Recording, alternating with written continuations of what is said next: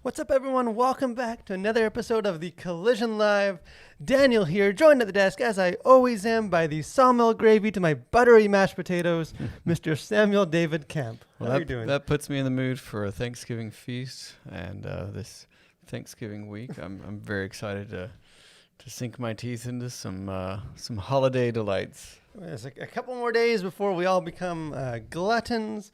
But happy Thanksgiving, everyone. I know for me, my kids are off school this week, so it's crazy around the house. But it's just, a fun time. Sometimes maybe a stressful time, depending on who your family is. But it's an interesting time, kind of reset before the final push towards Christmas. But it's been a crazy week for us this week. Lots happening, crazy times. I'm also remodeling my kitchen, so there's that. That always just... I felt like the week of Thanksgiving was a good time to dive into. Yeah, when you have nothing else to do, then just add a mammoth project. Why not paint the cabinets? We're excited you guys are able to join us for this live stream where we just kind of take 30 minutes or so and just have a conversation about whatever's going on in pop culture. Obviously this will be a Thanksgiving-themed episode to a degree with what's going on, but just kind of approaching pop culture, entertainment industry through the lens of the Bible, through the lens of a Christian worldview, and just sort of digging into it. So again, we encourage you guys, if you're watching, let us know your thoughts on any of the stuff we're talking about, or if you have questions. We'd love just to dialogue with you guys. But the first part of our show, like always, is pop culture news.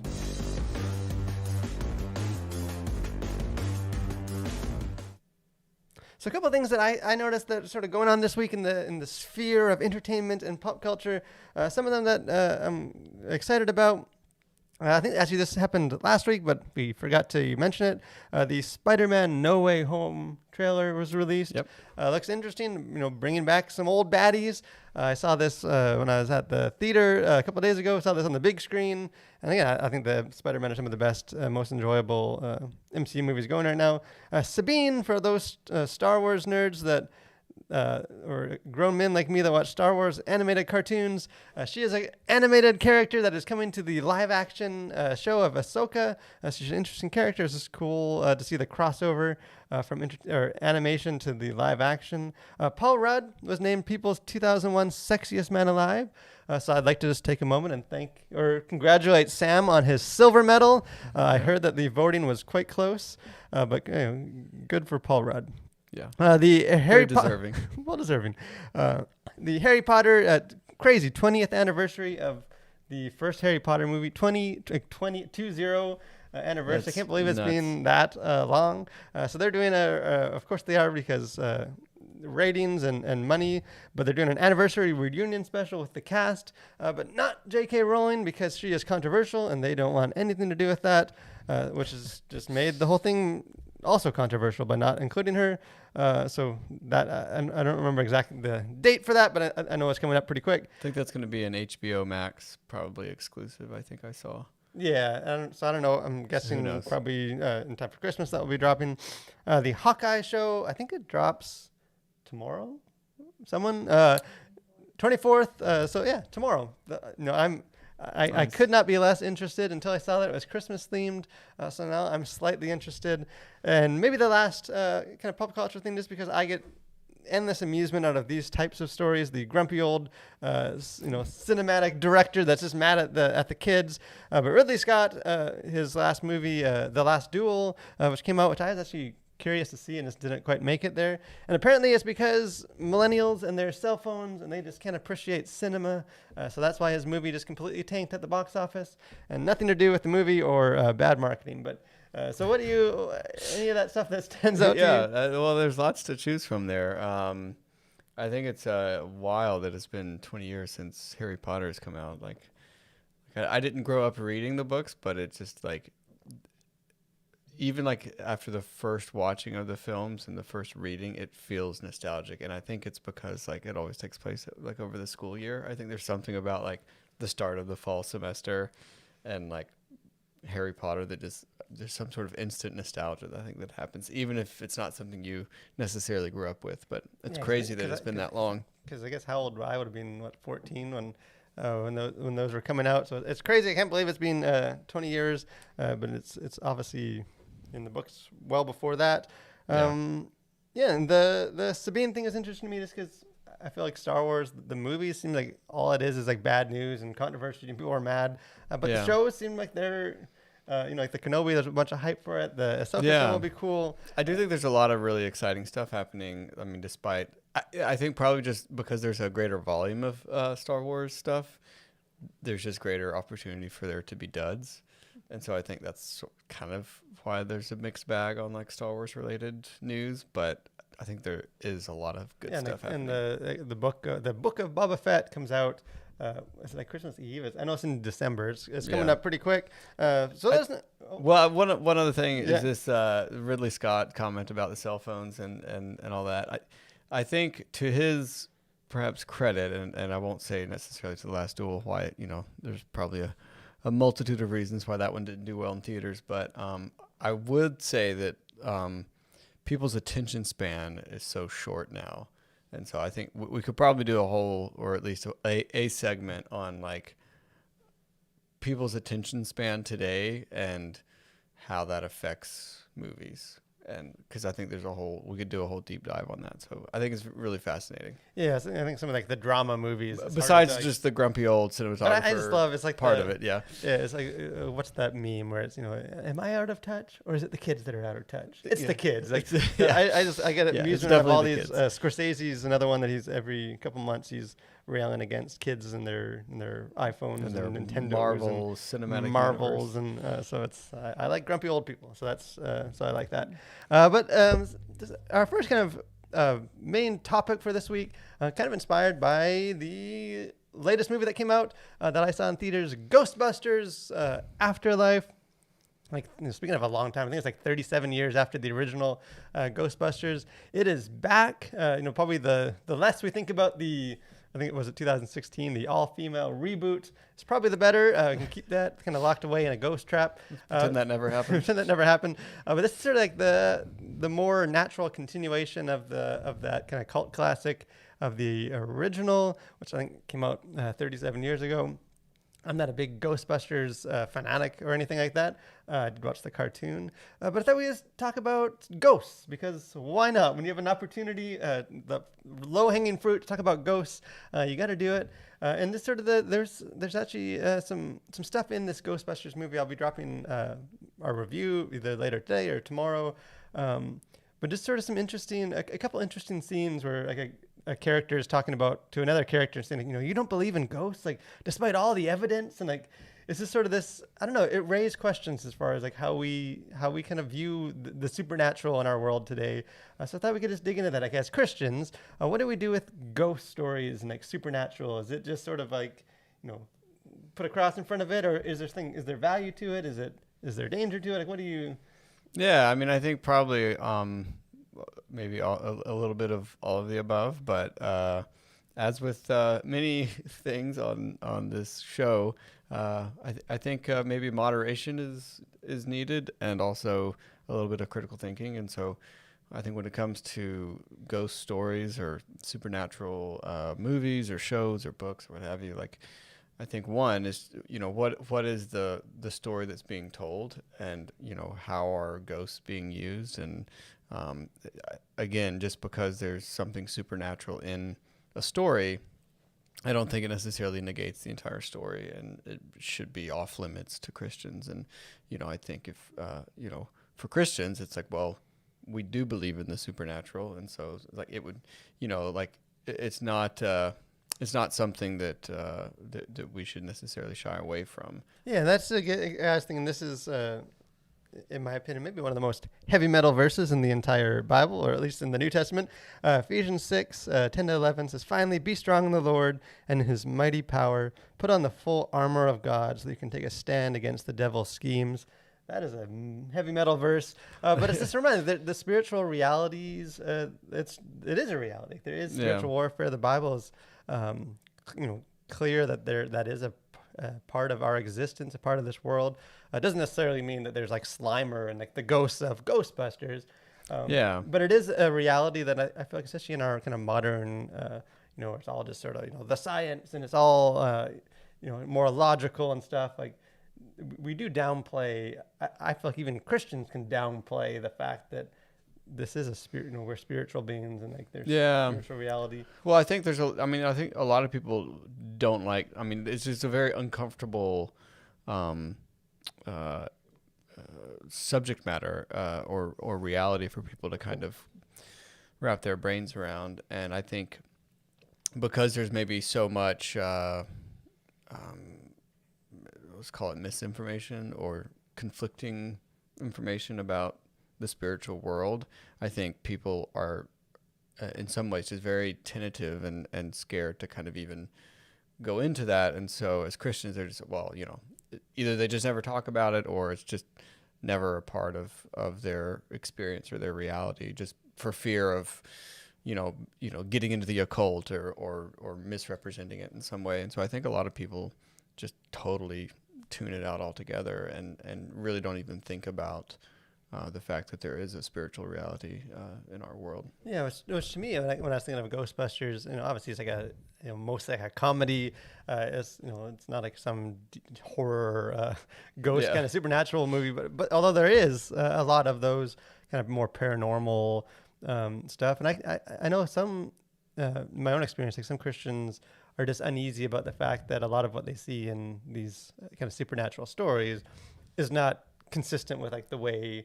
They might acknowledge, there is, the devil and demons and angels, but that's not, but the way we're seeing it in Hollywood is not portraying it the way that, the epistles and stuff were, and the apostles were doing it. But I don't know, for me, I tend to think, I don't go into like a Hollywood or just any movie, expecting to like learn the specifics of my faith or like theology or, I think the value of kind of cinema is so much, it's kind of like a broader stroke of like, it's not going to necessarily, explain a very consistent biblical way, how the devil and his minions and all that stuff. But I think what it does do is it makes us uncomfortable when we live in a very comfortable kind of society and like culture. And like, it just reminds us that there is sort of this thing that is sort of out there and that is sort of all around us. And I think when you take it at like a, without expecting it to do more, to be a continuation of like the Apostle Paul's teaching on it. Like, if you just take it in sort of a more, hey, this is this sort of, it's good to have these sort of movies that make us uncomfortable about this, that there's more than meets the eye. Yeah. And I think, again, it can also just be a reminder at the very least that there is a spiritual aspect to this life. And I think so often we never have to acknowledge that. I think, especially like in Western world, like there is, everything seems to be material, and so I think oftentimes we're never confronted with a spiritual reality that we're living in. And so I think even something as superficial as a movie, I think can help us confront that reality in some way. And so it's not necessarily like, it's not going to preach or sort of necessarily edify you in sort of a theological way, but I think it can help remind people, especially that there is a spiritual reality that's happening. Yeah, like you said, I think it's I think there's immense value in that. I think we need to be kind of shaken up more, and I think that's what cinema can do so well. But like you said, you still need discernment. Like, I think a lot of the some of like the uneasiness about it is valid, where a lot of the portrayals are, they present, where, God and the devil, and they're like locked in an even, arm wrestle. And like the way, they're, these demons are like possessing these Christian characters. Like, there's obviously things that are portrayed that are not consistent, and that, we can kind of, using the Bible, point out and say, that's not true. That's not how it works. We need to talk through that kind of stuff. But I don't know. For me, I think there's still value in those sort of stories to have out there, and kind of just remind us that, hey, it's not all just rational and scientific. There is a spiritual aspect to our existence. Yeah, and I think just again to remember that movies and a lot of stuff in pop culture, it isn't necessarily, it's not a church. It's not your pastor. It's not the place you go for spiritual nourishment necessarily. But it is just one way that you can be a more well-rounded individual, and you can experience emotions and things in a movie that you're maybe not going to experience if someone's just teaching you a truth about the Bible. And so I think, again, all in their right place, and so I think it can be very, very helpful. But again, discernment. Yeah, you can kind of take the the stuff you see in films and stories and like bring that with you as you kind of approach Scripture for what the truth is. But those emotions and some of that can help. But let us know. Are you guys cool with ghosts and supernatural? Your favorite, my favorite ghost story of all time, other than The Lord of the Rings, is A Christmas Carol by Charles Dickens. Classic. Love that story. Classic ghost story. I read that book every year, so I'm just itching to read it. Start reading it again in a couple weeks. But let us know your favorite ghost stories and sort of how you navigate some of the supernatural stuff in Hollywood or in entertainment. But speaking of something else, another segment, entertainment segment that can make us uncomfortable and shake us out of our complacency and teach us deep truth. Our next segment of our show is Host Corner.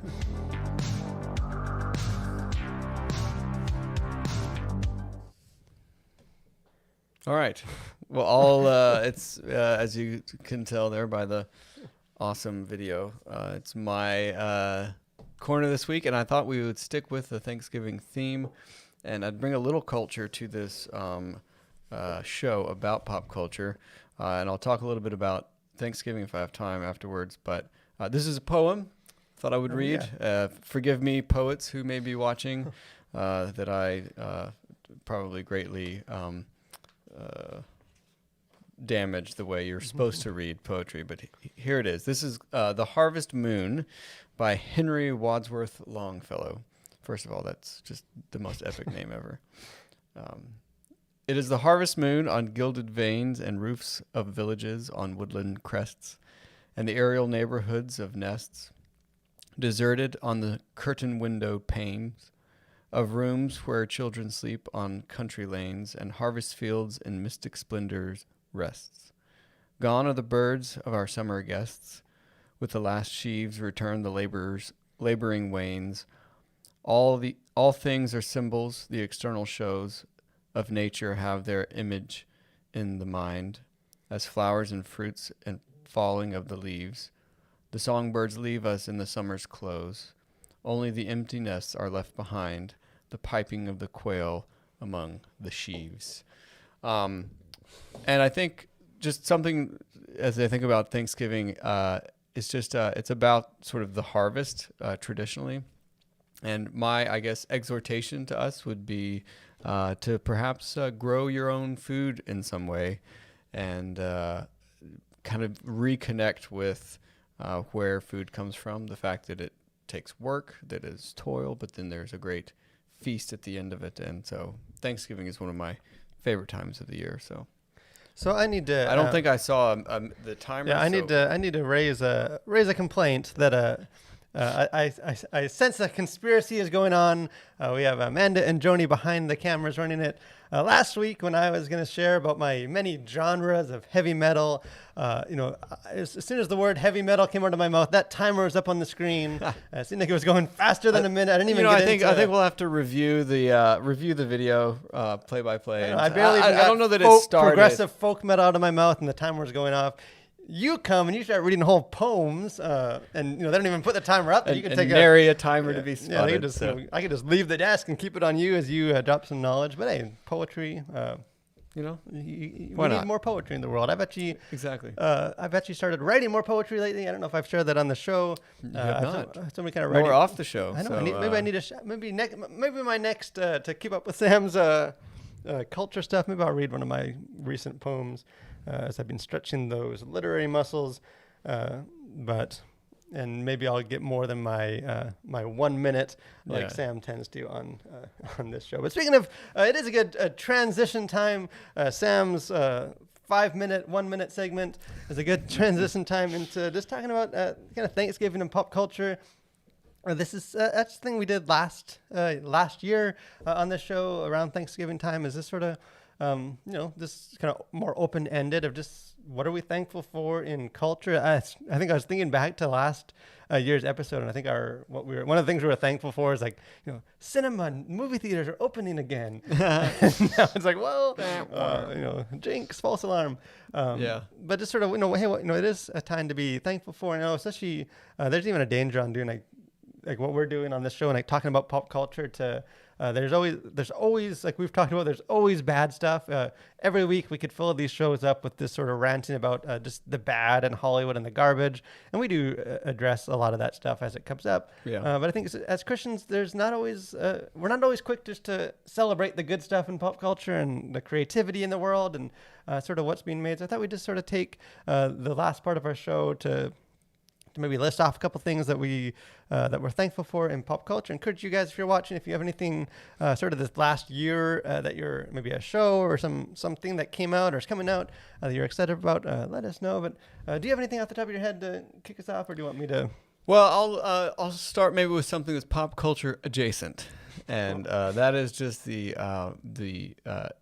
just ever expanding use of technology in filmmaking, and I think this is perfectly encapsulated in the making of The Mandalorian and the way that was made, just with just some crazy like cyc walls, and so much of it is virtual now, and I just think that's amazing and just really cool how we're able to kind of go immersive into these worlds and not even know that it's not real. So that'll be long gone are the days of the Phantom Menace and George Lucas, where like it's like real people walking through like a N64 style graphics, and like the first PlayStation, this looks so jarring that now a movie like Dune, I feel like people talk about it's so practical, it looks so lived in, and I would guess that Dune probably had more special effects shots than any movie made in 2021, like probably obviously a lot of practical stuff too, but there's just tons of it. But it's just gotten so good, and I love that. Yeah, and maybe that's a segue for one of the first things I was thinking about. Things that I'm kind of excited for is this sort of almost without much fanfare, just sort of happen, but we're sort of in like the golden age of like fantasy on TV, like. A lot of these shows like Wheel of Time, we never mentioned that in our in the pop culture news. That finally, the first 3 episodes were released. I remember I've read all those, 14, the long series, and I remember thinking that how cool it'd be to when I was younger, how to see the stuff on screen and assuming that would never happen, because how do you film a big fantasy world like that? Yeah. We have Lord of the Rings show coming out in less than a year, and I think next September, getting a show which of course will blow my mine, and even like Star Wars, like people, I've talked about it before. Like Star Wars is a fantasy. I guess it's not a science fiction, just because it's in space. It's very much a fantasy, just like a space opera. And all these shows and stuff. Like it's just and then you have some like The Witcher. You have other kind of fantasy stuff that's out there, but it's sort of like all of a sudden it's like, I don't know if it's because Game of Thrones is popular and now everyone now we need to have the next Game of Thrones or whatever the reason is, but it's just like all of a sudden people are like, hey, fantasy is kind of cool, you can do a lot of cool stuff with it. And you wonder how much of this present reality has driven people into fantasy worlds. It's been such a difficult year for so many. Obviously a lot of this was all in the pipelines long before COVID happened, but I do think it's really cool that it's also so sort of democratized in its delivery method. So like there's so many different streaming platforms that can deliver just phenomenal content, or just sort of gluttons for any sort of fantasy that you can sort of think up, and you can get it right piped into your house, and that's. Yeah, and all these want to compete with each other. So it's just, hey, we'll have our massive $10 million an episode show, and we'll have our own one. But it is, I think, fantasy. Obviously, I'm a huge fantasy buff, geek, nerd, whatever you want to call it. Always have been, and I think even as as Christians, sometimes I think there's hesitancy because of like the magic and some of that is often a part of fantasy. But kind of beyond that, just it's sort of the genre that deals with kind of bigger picture of like morality and identity and a lot of stuff. Not necessarily that we want Hollywood to be the one that's leading those conversations, but I think it's good to have those stories. Well, and I there. think it's good that so many. I think the great thing about fantasy is it often comes from books first, and so I think there is sort of there's maybe a bit of a safeguard in some ways that it's coming out of written stories first, and then it's adapted to screen. So I think you can hopefully avoid some of the pitfalls of what Hollywood wants to do to stuff because you have rich source material. I'm just hoping Amazon doesn't just defile or desecrate Tolkien's legacy. And even the Wheel of Time, Robert Jordan was a Christian, so a lot of these fantasy stories at least start there, and we'll just see what kind of secular Hollywood does with that. But anything else you're thankful for? Well, it's just sort of on that same theme again. More generally speaking, is just the abundance of entertainment options. Like it's just more.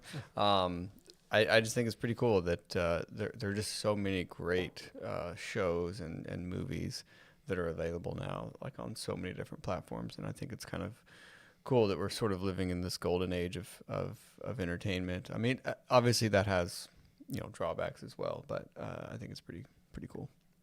Yeah, and it's sort of one of those whatever the word would be, like a truism or whatever the proper the term is, but where you always hear people saying, they just don't make, all they make now is Marvel movies. They don't make, all these other kind of things. And I think like when you're speaking of like the theater, that's maybe true. That is, it's very much driven now by these like blockbusters and not sort of small indie, but like big picture, like there's more original properties and stories being told than like any time in the history of storytelling. Like, there's not really a lack of it. Maybe on the big screen, you mostly just get franchises and a retread. Yeah, well, I think that to your point, documentaries, I think, and documentary series have proven that like just one of the many benefits of like having sort of these streaming wars, if you will. And like there have been like, I think this is the golden age of documentaries as well. Like if you're into that thing, which I definitely am. But they're just some of the like, the Social Dilemma and Chef's Table, I think, are two just incredible documentaries that Miss Americana. Yeah, well, I mean, obviously that goes without Swift. That goes without saying, but are just some of the greatest documentary works that I wonder would they have been able to get funded and be told were it not for some of the streaming platforms that we have today. So I think that's just really awesome. Yeah, and I think it's sort of like the positive take, the negative take. As now you have like Netflix that's like, just let us choose the show for you. There's so much, you're so overwhelmed that, and obviously that's sort of, like the amusing ourselves to death, Neil Postman kind of stuff. You have that, but the flip side of that, I think, is like as the church and as Christian creatives, like there's more platforms and like, opportunities than ever to tell stories and to get your stories out there. And you don't, it's not quite as narrow of a, you have to, there's like 4 movie theater studios and you got to get in there or you'll never be able to tell your stories. It's just sort of opened up so broad, and there is a lot of like Christian content and faith-based stuff on all these platforms, hidden by the algorithms, but they're out there if you can find them. Maybe a final one for me that I was thinking of sort of what's, and maybe it's not like a 2021 thing, but I think nostalgia gets a bad rap. I give it a bad rap in my Ghostbusters review that will be coming out. But again, like the flip side of that is just sort of the opportunity to kind of look back and like kind of share some of the stuff that I grew up with. Like I've been playing with my 2 6-year-old boys, the Legend of Zelda: Ocarina of Time. Like, not really a big video game player on my own, but able to like share some of these games that I played at their age and just sort of bond with them. That I think they're definitely, we can have too much of it, but there is some good, and sort of bringing people together with this. Oh, for sure. Good, healthy dose of nostalgia. Yeah, no, I think nostalgia. I mean, again, it's one of those things that can obviously be abused and just kind of overdone, and it is overdone for sure. But I think some nostalgia is a good thing for sure. Yeah, all these grumpy, cynical people like us that need to be reminded of the fun we had playing Zelda and just carefree and exploration. So there's definitely some value in that. But let us know what you guys are thankful for this in 2021. It's been kind of a crazy year. I don't know if it's been much of an improvement on the infamous 2020. A lot of stuff going on in our society, but I think there's definitely a lot to be thankful for if you just take the time to look and kind of look around you in entertainment and stories. So maybe try and be a glass half full person and look for the positive in these next couple of days over Thanksgiving and not the drama. But something that we never have drama at is the Collision and the stuff that we are posting and doing here at the Collision. So this week at the Collision, a couple things coming out. It's been kind of a slower bit the last couple weeks because of how crazy things have been. But we have some more stuff coming this week. Like I said, my Ghostbusters review, almost done the Risen review, and we'll be releasing a video review for that. So if you want to hear my take on the film and sort of walking through some of those the themes and stuff, encourage you to check that out. That'll be coming out in the next couple of days. And we'll have a new article on our website, thecollision.org. Kind of just looking at kind of art and extravagance and maybe kind of changing the narrative a bit of that. So I encourage you to check that out. That'll probably be dropping end of this week or early next week. But that's all for me. Anything else going on for us that? Yeah, just have a happy Thanksgiving and express your gratitude to someone this week, hopefully. Oh, and you can. Do we have call behind the camera? Do we have that book, Joni? Do you? We shared last week or a couple weeks ago that we have our book. Will Joni make a cameo? No, she won't. Like we said, we're excited to be releasing our new Collision book. We were released, again, up on the table at the desk. We have our first volume. This is a collection of different articles that we've done, different authors over the last year, looking at cultural issues. This is our proof copy, so we're just doing the final checks and stuff before we'll be printing that and releasing it just in time to give all your friends for Christmas. Let it be the best Christmas they've had. But we're excited for that. So this is proof that it is actually coming out, maybe just a little later than we thought. But thanks, guys, for joining us. Hope you'll join us next week. And more than that, hope you guys just have a great Thanksgiving week. Don't fight too much with your family. Choose to look at the positive, but stay safe, guys, and continue to collide with your world for Christ.